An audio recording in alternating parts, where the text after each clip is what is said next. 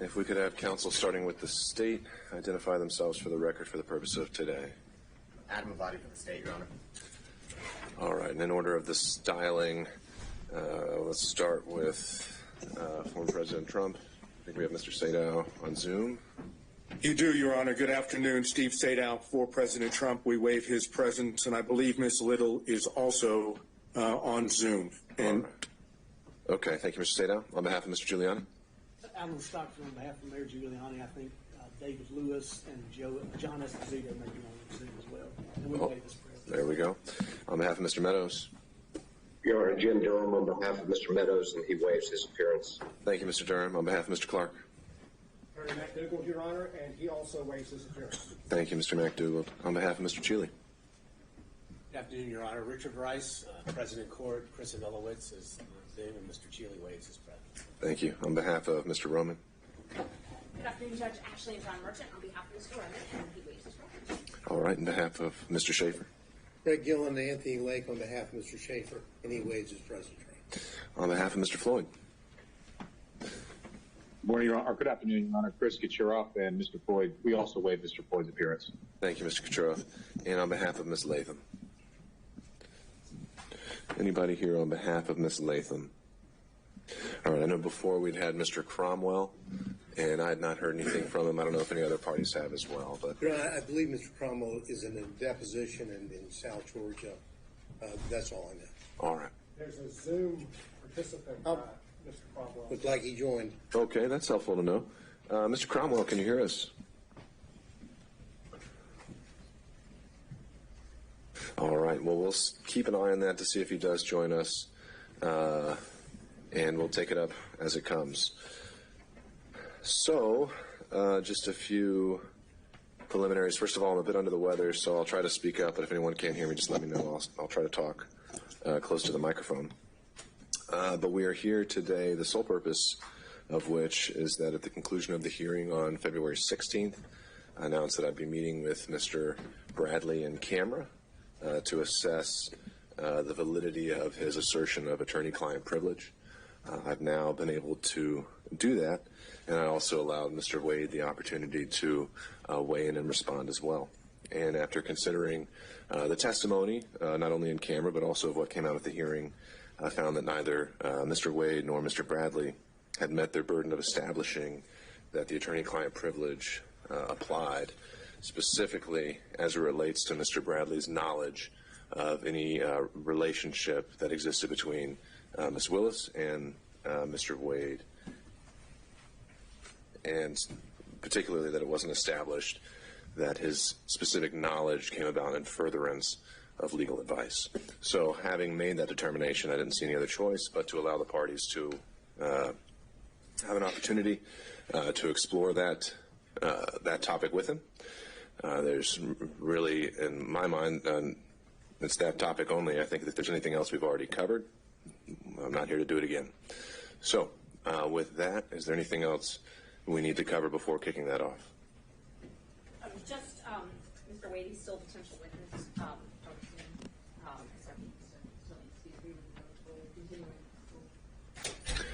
Mr. Avadi. I believe Mr. Wade was released from the subpoena when we concluded his testimony at the last hearing. So unless he's been re-subpoenaed, and I have no knowledge of that, he has no right to be present. Sure. I think procedurally that would be accurate. And so at this point, I don't see a means where he would need to be recalled. And but if it is, then that is something you can take up. All right. Mr. Bradley, through his attorney, had informed me that he would be here today in person. I don't see him in the gallery. Do we know if he's out in the hallway? Okay. All right. If we could call for Mr. Bradley.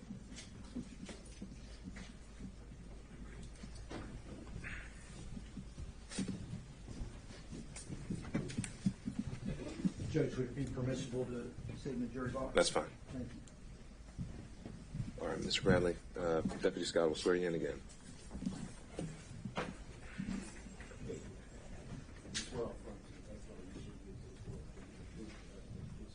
I do.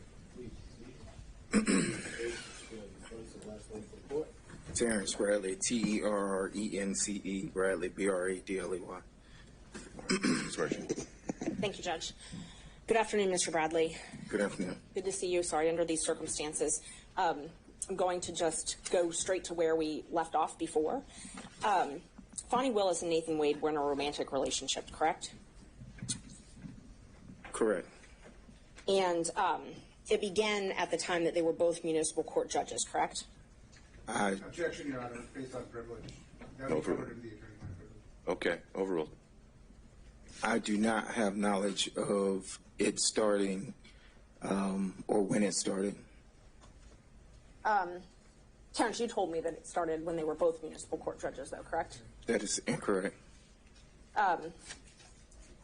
You never confirmed in writing that it was, instead of magistrate court, it was in municipal court when they started dating?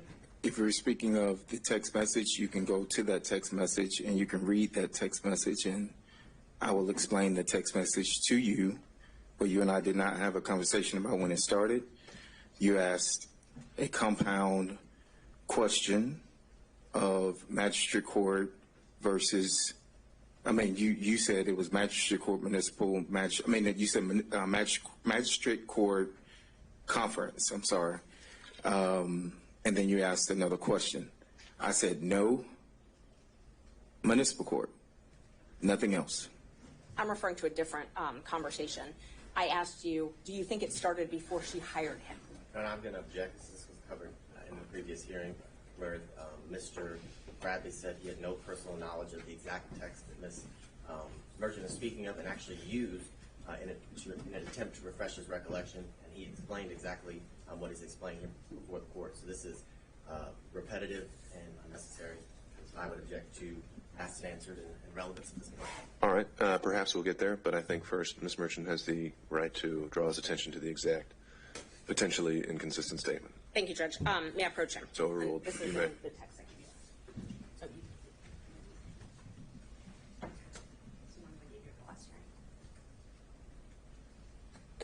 And for purposes of the record, I believe, Ms. Merchant, you tendered, was it the entire text chain as an exhibit? I only tendered a few of the texts, but I did give the state their courtesy copies last time of the exhibits. Was this one tendered? This one was not tendered. All right. And I'm happy to tender it. Well, we'll just take it as it comes, whatever you We're need. at, I think we're at 39. I will wait to mark it, but I think we're at 39. May I approach it? You may.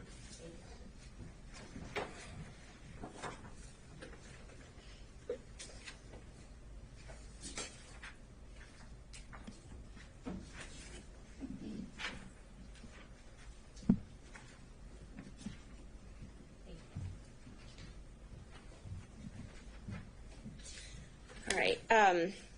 So, Terrence, do you remember telling me that it started when she left the DA's office and was a judge in South Fulton? I see the message there, but I don't recall. I do see that message, but I do not recall. You don't recall texting this? I look back at my text messages through that we've had. I see that message, but I do not recall that. No, ma'am. And when I asked you if you thought it started before she hired him, and you responded absolutely. Your Honor, I'm going to object as to the source of the information that Mr. Bradley allegedly gathered this from. There's been absolutely no foundation, and based on the arguments at the last hearing, that a lot of this is based on gossip, innuendo, assumption, and privileged information. And at this point, Ms. Merchant has not provided a foundation as to how Mr. Bradley would have any information that she keeps referring to. All right. I think that's... Go ahead, Ms. Merchant. I didn't ask him about the source of the information. And under Rule 621, I can impeach him with any inconsistent facts. This is an inconsistent fact. I can impeach him with any contrary facts. Sure. Why would it be a relevant impeachment if he actually has no personal knowledge of this?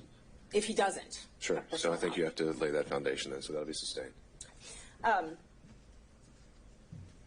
Do you remember telling me that it began? Well, that doesn't address the issue. No, I'm not. I was just asking if you remember telling me as opposed to the text. Sure. Do you remember telling me that it began? Well, no, and then you're going into the substance of it, which we haven't determined whether he actually knows or how he knows.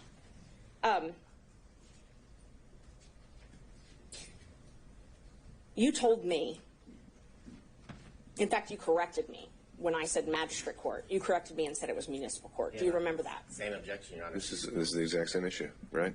Well, I'm asking if he remembers that. He hasn't answered that question yet. Right, but the relevance of whether he remembers it isn't established until we know how he remembers it or why he knows it. If that makes sense. I guess not. Sorry. How he knows it? I'm just asking if he told me that. Right. So I wasn't asking how he knew that. I wasn't asking the source of that knowledge. I was asking if he told me that. Sure. That was it. But that's the point. It's how he knows it. Right. The source of his knowledge, the state would contend, is hearsay because it's gossip and innuendo, which is what was indicated the last hearing. Well, it may not be hearsay. It may not be gossip. We haven't really gotten there yet. We don't know how he knows what apparently he's telling her, and I think we need to figure that out before we can go any further. Yes. And if the source of the information is a witness who've testified, then it's not hearsay. So when did the relationship start? I cannot answer that. When was your first knowledge of the relationship? Objection, Your Honor. He's already answered that question multiple times today. He said he had no idea the timeline or when it occurred. That was one of the first questions that Ms. Murphy asked. I didn't ask when. I asked his first knowledge. He testified he has knowledge that they had a relationship. I asked him when he first got knowledge of that. Okay, so if the question is when did you first get knowledge, I think we can start there. That was the question, yes. All right. Thank you. When did you first get knowledge of their relationship? I've said over again that I didn't have any personal information where I could personally say when it started. I've said that time and time again. So I don't know when the relationship started. And that wasn't my question. So my question is, when did you first gain knowledge? I didn't ask the source of the knowledge, didn't ask you to comment on the validity of the knowledge. I asked when you first had knowledge. We'll get to the how, Mr. Abadi. So I'll note the objection, overrule it. You can answer that. Just for the record, and I appreciate your honesty, but he said he has no personal knowledge, so it's clear he had to gain the knowledge, not from hearsay. He could have gained it from Sure. Mr. Wade. Well, I mean, most of us learn things from hearsay. The question of whether it's admissible, right? And that's what we got to get to. So, I apologize. When did you first get knowledge? I'm not qualifying what type of knowledge. I'm just asking when you first knew about the relationship. I don't know how to answer that. I mean, so I can't give you a date if you're asking for a date. If you're asking me, how did I get the knowledge? It would have come directly from a client. Right. So help me understand. I think you say you can't answer that question. You don't know the date. So that's the answer to the question. But I said that 5 minutes ago. We have to make it clear. Yes, sir. Next question, Ms. Merchant. So you don't know the specific date. No. Do you know can we narrow down the timeline? Did you gain knowledge in 2019 of this relationship beginning? I'm going to object to this line of questioning as he said he does not know when he gained All right. He doesn't know the specific date. That's fine, Ms. Merchant. I think I'm overruling that. I think we can try to see if he can narrow it down based on goalposts. Thank you. 19, I would probably say no. I mean, I don't have anything that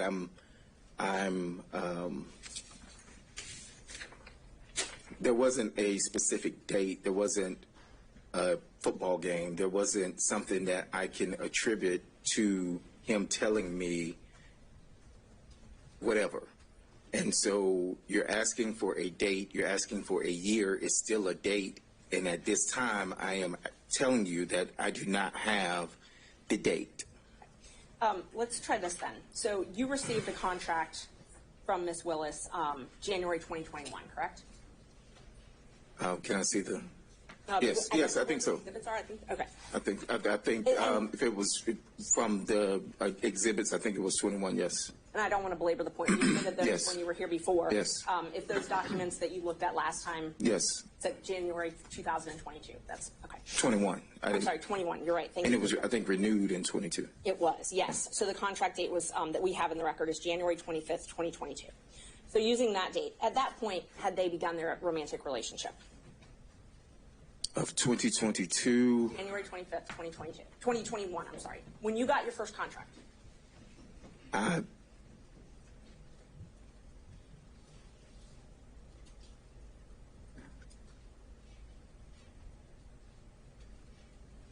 I don't recall. I don't recall any specific dates. No, ma'am.